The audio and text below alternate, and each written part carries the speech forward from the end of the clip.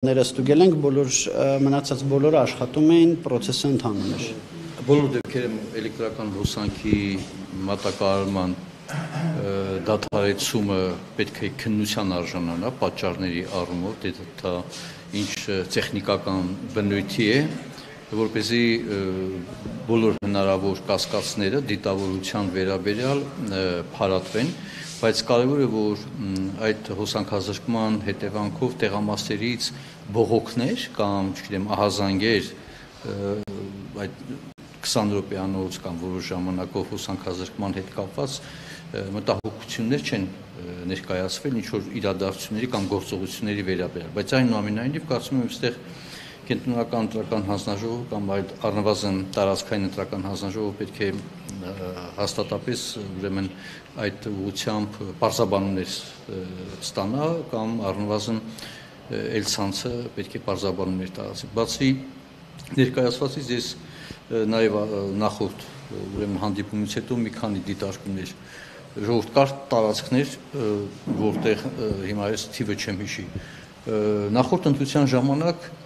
քվեարկության սենյակը եղել է շենքի առաջի հարկում եւ մատչել է եղել դժվար տեղաշարժվող ընտրողների համար։ Ընտրողը գալիս է տեղամաս, հիմա քվեարկության սենյակը կամ տեղամասը երկրորդ հարկ է։ Սա ուղղակի ոնց ասեմ, այդ տեղամասերի կամ ավելի ճիշտ քվեարկության սենյակների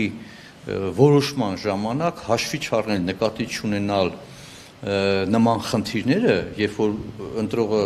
իր ոտքով ուզում հասնում է, բայց ուղղակի երկրորդ հարկը մեծ տարիքով մարդ է, դժվարություն ունի, դա պարզապես իրապես շատ նվաստացուցիչ մոտեցում է, թեկուզ մեկ հոգու մասին է խոսքը, հա։ Սա ուզում եմ արձանագրել, որ այս հարցը պետք է իրապես լուծվի։ Շարունակում եմ պնդել, որ էլի մենք այլ տեղամասեր անձամբ որ գնացի տեսա, այդ դրա մասին նշվեց, հանձնաժողովների, նախագահների եւ անդամների գիտելիքները ընտրական վարչարարության գործընթացի կազմակերպման առումով դեռևս մտահոգող է։ Սա բավական ազդում է ուրեմն ընտրական process-ի նկատմամբ վստահության առումով։ Պատկերացնեք դիտորդներից մեկը ասում է, որ ինչ որ մի հասցեում մի ընտրող եկել է, տեսել է, որ 7-8 հոգի հաշվառված են։ Այստեղ է իմանում։ Դե հաշվառման հետ կապված ընտրական օրենսգիրքը բան չի ասում։ Դա ներքին գործերի նախարարության միգրացիայի ծառայությունն ասում է, եւ այդտեղ չկա օրենքի խախտում, բայց հանձնաժողովի նախագահը չգիտի, որ դա խախտում չի ընտրական եւ փոխանակ եւ պահանջում է, որ նա անպայման գրանցվի դա որպես խախտում։ Փոխանակ բացատրի, որ այդ ընտրողը, որի հասցեում այդ գրանցումները կան, ինքը կարա ստուգի, թե երբ ա եղել այդ հաշվառումները։ Ես առավոտյան դրա մասին ասեցի։ Այսինքն այստեղ գիտելիքի նկատմամբ, ընտրական օրենսգիրքի նկատմամբ այդ ոչ պատշաճ տիրապետումը ինքը հարուցում է, ստեղծում է մի հատ վիճակ, որ հստակ սկզբունքային չէ, համոզված պետք է բացատրություններ տրվի, առնվազն որ եթե նույնիսկ մեկ ամիս առաջ հաշվարկել կամ մեկ շաբաթ առաջ հաշվարկել, այդ ընտրողները այդ ժամկետի հաշվառում չեն կարող քվեարկությանը մասնակցել, որտեղ առնվազն հաշվառման նվազագույն ժամկետ կա, 6 ամիս պետք է այսինքն եթե նույնիսկ այդ նկատի ունենալ անիմաստ է հիմա մեկ ամիս առաջ հաշվառման հետ կապված հարցը բարձրացնել, որտեղ այդ մեկ ամիս առաջ հաշվառված անձինք չեն կարող որպես ընտրողներ քվեարկեն, հա, ընտրական օրենսգիրքի պահանջն է։ Այսինքն այս ձևի հարցեր կան, որոնք իմ կարծիքով պետք է երևի թե կենտրոնական ընտրական հանձնաժողովը մեկ տեղամասային ընտրական հանձնաժողովում ներգրաված քաղաքական կուսակցությունների 2, որ իրենց անդամներին պատշաճ նվազագույն ուսուցում, հա, ուրեմն ապահովեն։ Եվ ներողություն, այսինքն ստացվում է չիմացության հետևանքով տպավորությունը ստեղծվում, որ խախտումներ են լինում։ Չիմացության հետևանքով խախտման մասին ահազանգը չի ունենում օրենքի հիման վրա պարզաբանում։ Եվ ես ստացվում է, այո, տպավորությունը ստացվում, որ այդպիսի մի խախտում է տեղի ունեցել, հա, եւ իսկ դա մտնոլորտ է, չէ, առաջ ստեղծում։ Եվ նաեւ ընտրական process-ի կազմակերպման հետ կապված է կասկածներ հարուցում։ Եվ իհարկե ոստիկանությունը։ Ես կարծում եմ իրավապահ մարմինները պետք է երևի թե հասկանան, որ ընտրական գործընթացների ժամանակ մենք ցեցկրտուքի կամ չգիտեմ իրար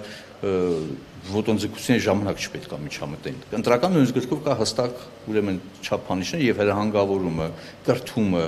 դա իրապես առաջնային թեմա է, այդ հարցը եղել են ոչ բոլոր տեղերում, բայց այդ 10-ով չկասած, որտեղ տպավորությունը այդպեսին է, եթե նույն մարդը անդադ գտնվում է, ինչքանով են դրանք ազդում ընտրության գործընթացի վրա, ես կդժվարանամ ասեմ, բայց մի բան պարզ է, որ ընտրությունների ժամանակ հայմա վաղար շաբաթի, իհարկե ակտիվություն կա, բայց գյուղական համայնքներում շատ ավելի մեծ ակտիվություն, քան հենց վաղար շաբաթ ուրեմն բնակավայրում, որոշ ընտրողներ շատ ավելի մեծ շահագրգռվածություն են ցույց տալիս հանձինս այդ 10 ովչիկների, քան հենց բուն ընտրողները։ Եվ այստեղ հարցեր է առաջացնում, թե այդ ինչով է պայմանավորված այդ առանձնահատուկ ուրեմն ուշադրությունը կամ շահագրգռվածությունը, որ կիրակի օրով գալիս են հետևալ, հա, թամաշ անել, թե ինչ է գնում, ով է գնում եւ ինչ է անում։ Պարզա այստեղ հարցեր կան, որոնք նույնպես հետազոտության թեմա է։ Հասկանալի է նախընտրական շտաբներում ակտիվությունը, բայց ընտրական տեղամասի մոտ այդ այսպես կոչված ընտրողների ակտիվությունը ինքը ցավոք սրտի դեռևս դրսևորվում է, հա, որպես այդպեսին։ Սա այսքանն է երևի թե, բայց պետք է ասեմ, որ իհարկե վերջնական արդյունքների ամփոփումից հետո բան կունենանք ընդհանուր պատկեր, դեռևս մի ժամ առնվազն ժամ 8-ին բան կլինի, որտեղ հաշվարկներ պետք է տեղ ունենա, բայց այս պահի դրությամբ այն ինչ որ մենք խոսում ենք, այդ խախտումները, որոնք կապված են պայմանավորված են ընտրական վարչարարության, կազմակերպական բնույթի եւ առանձին դեպքերում նաեւ այդ սալներ, հա, ասենց ասեմ, դրանք որևէ էական ազդեցություն ընտրական process-ի մթնոլորտի կամ բանի վրա նկատի ունեմ արդյունքների վրա չեն կարող ունենալ, այդ միանշանակ է։ Պարզապես մենք անդադ ստանդարտները բարձր ենք պահում։ Այսինքն ընտրությունից ընտրություն մենք պահանջները ավելի բարձր են, որպեսզի անգամ նման դրսևորումները, որոնք